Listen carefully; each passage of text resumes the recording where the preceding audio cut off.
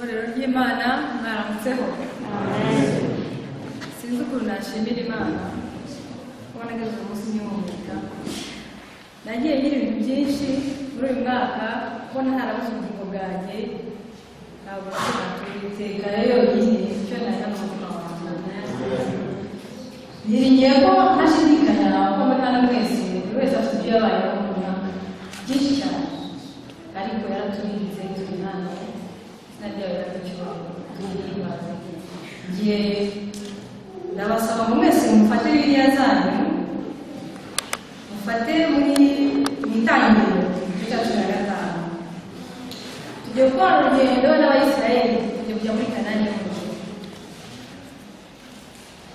Isomo ry'icyigisho cyanjye cy'uyu munsi ryari riri mu itangiriro 12 ku murongo wa 7, aho Imana yasezeranaga Aburahamu amubwira ati uzakuragira igihugu cy'i Kanani. Itangiriro 12 umurongo wa 7, Uwiteka abwira Aburahamu aramubwira ati urubyaro rwawe nzamuha igihugu. Yubakira igicaniro. Uwiteka wamubonekeye avayo ajya ku musozi w'iruhande rw'iburasirazuba rw'i Beteli, abamba ihema rye. Beteli iri iruhande rw'iburengerazuba na Ayi iri iruhande rw'iburasirazuba. Yubakira Uwiteka igicaniro, yamba izina ry'Uwiteka. Aburahamu akomeza kugenda yerekeje i Negevu.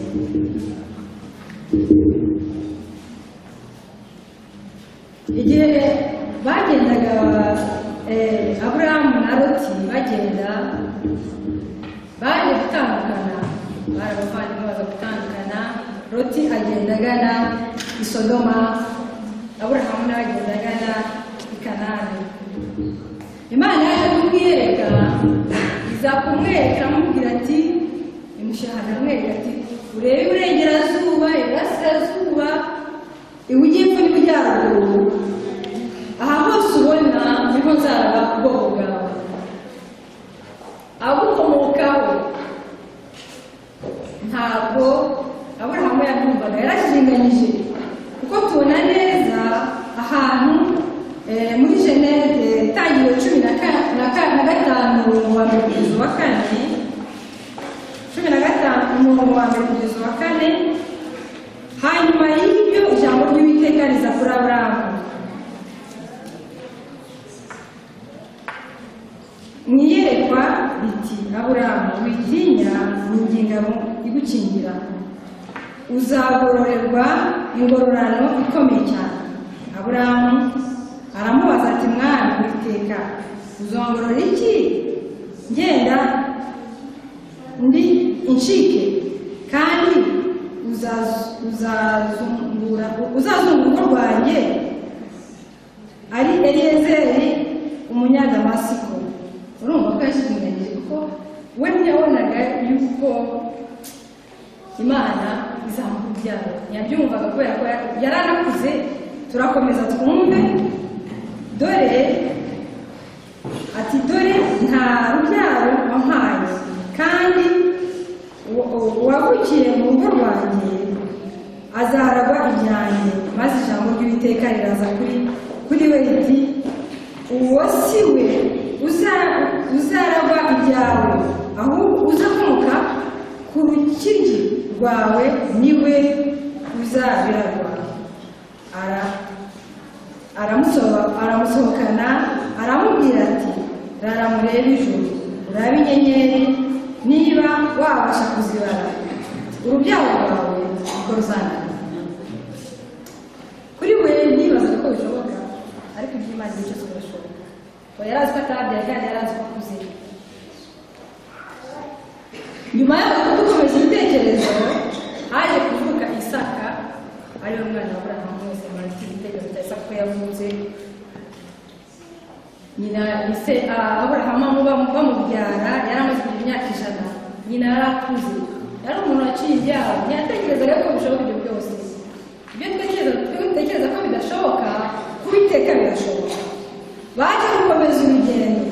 kuko ntabwo iwabo usanga iwabo hari muri Kanani, ariko Imana kuko yarababwiye ati nzaba kino gihugu igitekerezo cyose cy'icyo gitabo cy'itangiriro, harangiza kubabwira ati abazakomokaho bazasuhuka bazagenda babe abasuhuke. Baragiye bajya muri Egiputa, murabizi ko byagenze ko Yosefu yaje kuvuka akomoka ku bana ba Isaka yabyaye. Aho abyariye yabyaye Esawu na Yakobo niwe wabyaye Yosefu. Yosefu ajya mu Egiputa, aba ari umuntu ukomeye cyane intangane. Ko byari biteganyijwe baje gusuka ku bwoko bw'Abisirayeli, baragenda bajya mu Egiputa. Bageze mu Egiputa barabyaye barokoka abantu benshi, kandi ikindi nanone bareke bibiribwa ko bari abantu bakomeye. Bari abantu bakomeye, noneho Abanyegiputa batangira kubatinya, mbega abantu barakomeye, ni benshi baroroka uko bishakiye, ari abasuhuke turateka kundi. Tugomba gukora uko dushoboye kose tukareba ukuntu tubakandamiza. Ntabwo nzi mwebwe simbizi nimba ko sinzi, twese twagize ingorane. Njyewe mvuka iwacu bahunze mfite ukwezi kumwe, navukiye Burundi ariko bahunze mfite ukwezi kumwe, ubundi sinari mbizi. Ubuzima bwanjye bwose nabukoreye mu Rwanda pratikema. Hanyuma ubuzima bw'impunzi ntushobora kumenya utarabayemo n'inzira ko hari ababubayemo hano, abenshi kubera ibyatubayeho, abenshi babubayemo.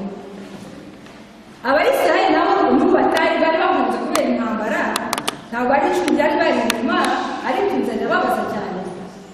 Bagiye mu Egiputa babayo, Abanyegiputa babonye ukuntu bameze, ukuntu bakomeye, ibiki byose baravuga abantu kugira ngo tubahemukire ni ukubakandamiza.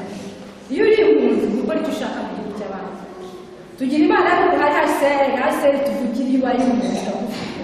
Sinzi niba muri icyo gihe hari abantu bavugiraga abo bantu kugira ngo uwo mwiza muntu azabafate neza, abo bantu basuhutse bishwe n'inzara baze bafatwe neza. Baje rero kubakoresha uburetwa, babakoresha uburetwa kugira ngo bakandamize, babumvishe ko mbega urabona aragukandamije, ushaka gukora icyo ushaka, uri mu gihugu cy'amahanga. Cyari ikintu kitaboroheye,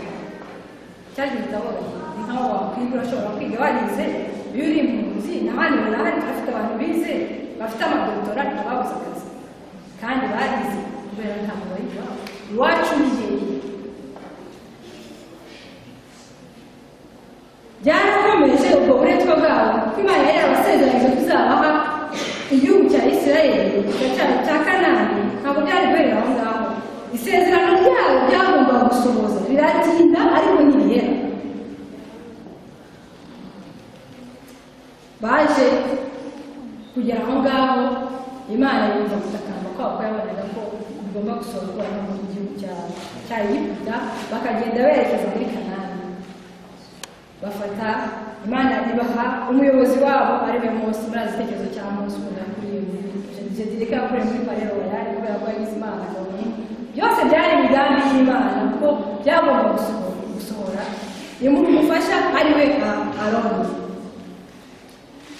Baje kuva mu Egiputa ububasha bw'Imana, muzi ibyago byinshi byabaye ku Bayisirayeli, ibyago byinshi, ariko Imana igakora ibitangaza kugira ngo yerekane yuko iri aho ngaho. Ibyago byinshi yateje Abanyegiputa kugira ngo barekure, si cyari ikintu cyoroshye, ko bari bazi yuko ni nk'ifite umukozi wawe muhira. Iyo ufite umukozi wawe akakubwira ngo azajya muri konje, hari abantu batifuza ko umukozi abajya muri konje. Ntibatekereze yuko umukozi nawe ari umuntu nawe, akumva ko umukozi ni igikoresho igihe cyose, agomba kumukandamiza. Ariko ntabwo Imana igomba kwemera yuko abantu bayo bakandamizwa gutyo. Bageze aho ngaho Imana nk'uko byari byateganyijwe, koko Mose arabashorera abajya imbere. Nibaza ko hari Abayisirayeli, Abanyegiputa, Abayisirayeli basigaye mu Egiputa kuko babonaga batazi iyo bagana, abatari bizeye bashobora kuba barahasigaye, kuko ukurikije igitekerezo uko ngibona, kwizera guke kw'Abayisirayeli bamaze kwambuka, bamaze kugenda, bamaze kwambuka igihugu cya Egiputa bagenda bagana i Kanani bari mu Butayu, bari hakuno y'inyanja, hari aho bamaze gukambika baza kubona ingabo za Farawo zije. Ingabo za Farawo ko bageze ngo baravuga ati niko baducitse baragiye, turabaretse baragiye, ninde se uzadukubura, ninde se uzatumesera, ninde se uzatumbira amatafari ko tukazabakoresha imirimo yose y'ingufu bayikoresha Abayisirayeli. Hanyuma Abayisirayeli babonye baje batangira kwivumbura, batangira kubaza Mose ngo watuzanye iki hano muri desert mu butayu. Hanyuma Mose yababwira ati mwihangayike na gatoya, nimureke hari ahantu hano. Igisubizo cya Mose muri Exode 14 kuva 14 umurongo wa 13 kugeza 15. Ni ibiki Mose yababwiye? Imbaraga z'Imana.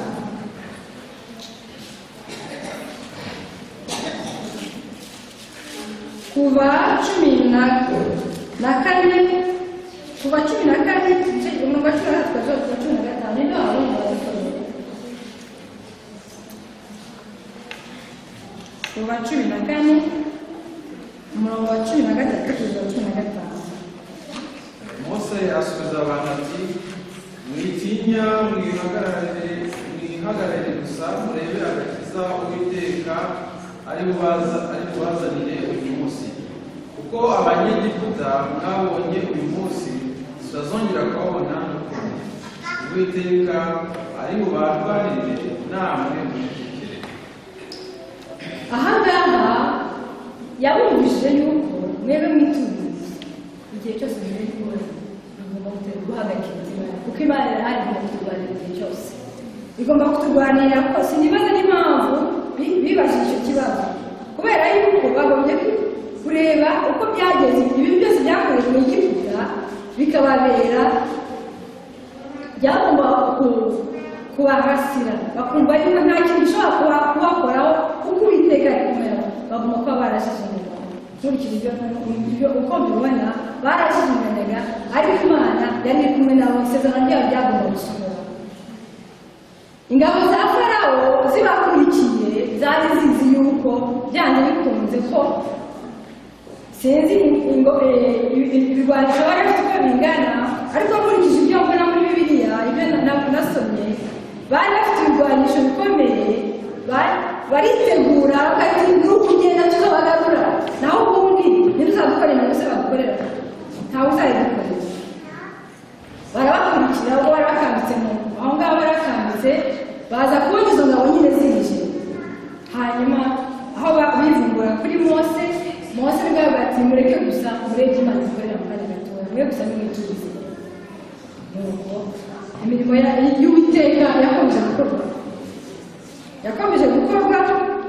Mose Imana yamubwiye iti fata inkoni yawe urambike ku nyanja. Murazi impamvu inyanja itukura, yakubise inkoni, yashyize inkoni hejuru y'inyanja icikamo kabiri, havamo inzira bambutse ko bakwambuka hano umuntu asohoka agenda. Barambuka, byari ibitangaza bikomeye.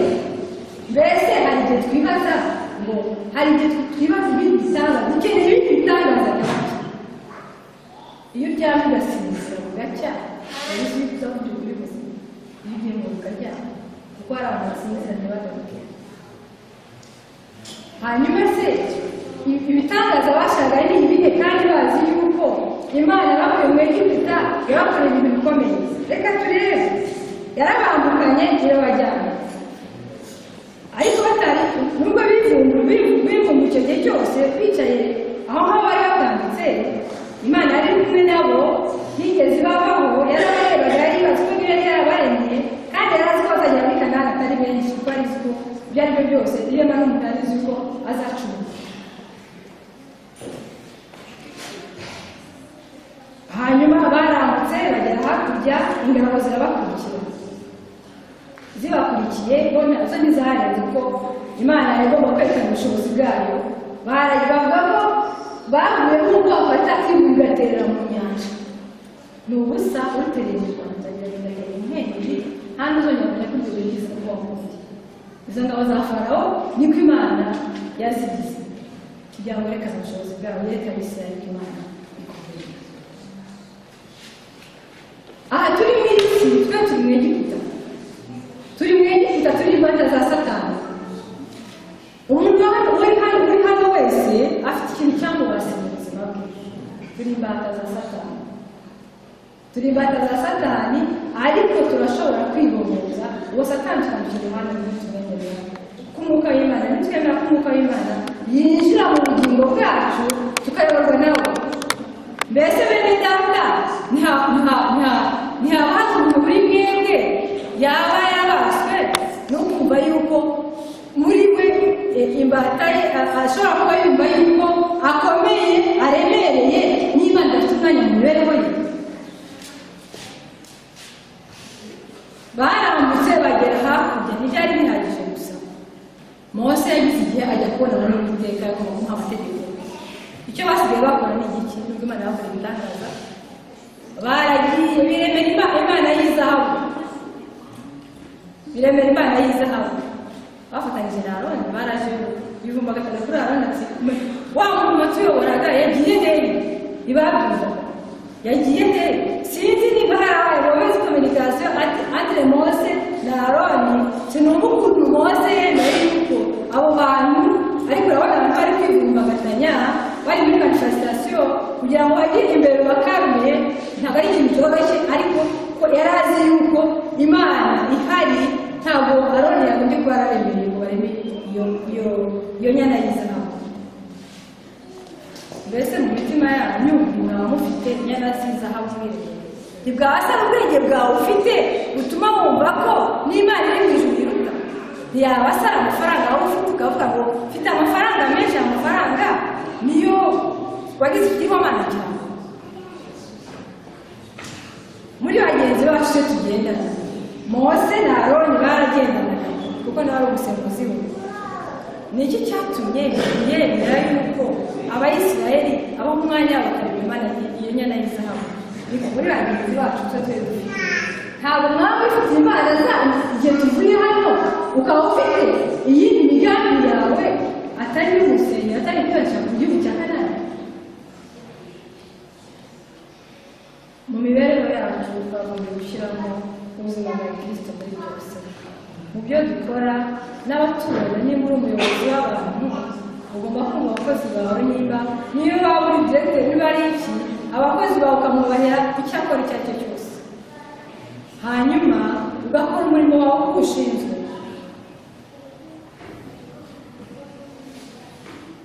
Papa yakundaga kutujyana ku musozi, yakundaga kutubwira igitekerezo tukiri abana batoya akadukundisha iwacu. Urumva ntabwo ndi umwana mutoya nari mfite ukwezi kumwe iwacu bahunga. Yakunda kudukundisha iwacu akatubwira ati rero bana banjye ahantu twabaga hari ku musozi hari ahantu hakanye na ajya kumera nko mu Rwanda n'Imirenge abashoboye kuhagera. C'était au sommet de la montagne. Uhareba ubona toute la verdure ya région yawe. Ubona imisozi hirya yuzuyeho amashyamba menshi bakita ikibira. Ishyamba rinini cyane rya muri Zaire no mu Rwanda tuza.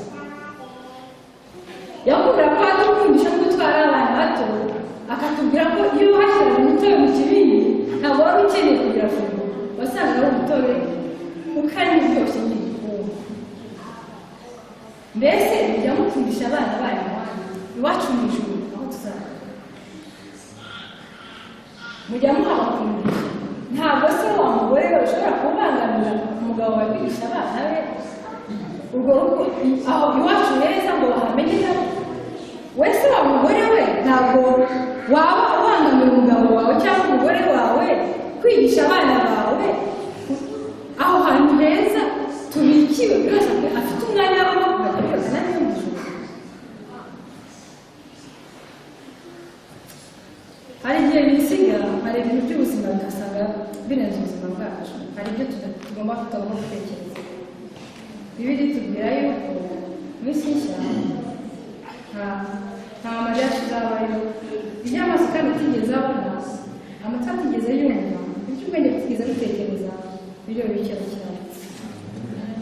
Ayo mahirwe ntafitwe na bose. Twe dufite amatwi uyu munsi yo kubyumva turacyafite n'ubwenge bugikora hari abantu bose wa none babuze ubugingo bwabo twe kuri iki kigo icyo twatanze nta na kimwe tumaze umwaka tugenda mu mihanda ejo bundi Imana yakoreye igitangaza ari mvuye ku kazi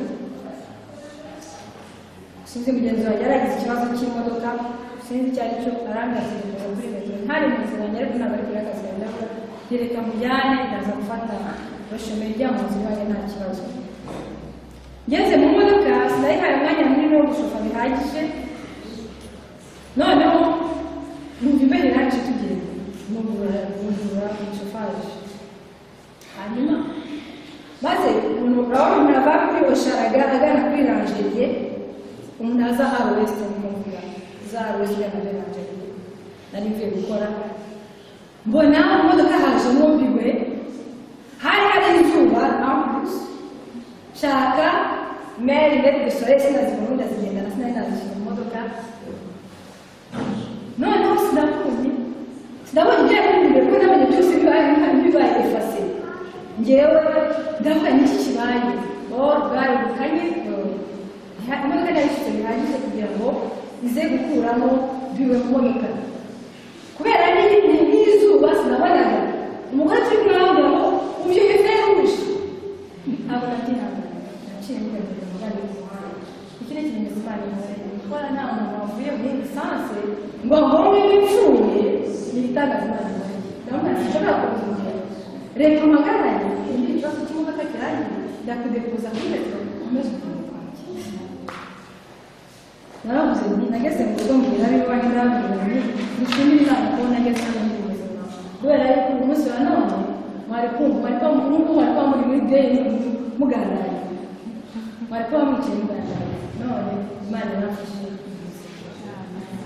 nikose biringiye yuko imana kuri igitangaza bya buri munsi abisirayeli Imana yabakoraga buri munsi bayibona ntibabibonaga mwebwe se hari ibindi bigaragaza mukeneye ko Imana ibakorera Kanani yo mu ijuru irateguye kandi umuntu wese uri hano afite umwanya ye nimuze rero twese twambuke inyanja itukura tuve mu bubata bwo muri Egiputa aha turi mu Egiputa turi mu bubata bwa Satani kandi ububata bwa Satani ntitugomba kuba umwanya ntabwo tugomba kuba umwanya tugomba kwerekana yuko turi Abayisirayeli turi ubwoko bw'Imana twahiswe mu muryango kandi isezerano ryayo rigomba gusohora neza tugiye kujya muri Kanani yo mu ijuru iyo Kanani yo mu ijuru rero ntabwo uzayitanga gutyo gusa ugomba kumva yuko nubwo Mose na Aburahamu ayobora abantu byageze Abayisirayeli byageze aho ngaho bagakora kubera yuko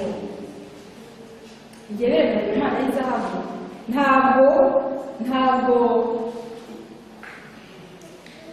yageze haravuga ati byagenze gute kugira ngo bikwize mu mutwe abaza babuze ntabwo yabyumvaga ko yabonaga ibyo Imana ikora ari byinshi cyane umuntu yagomba kubikora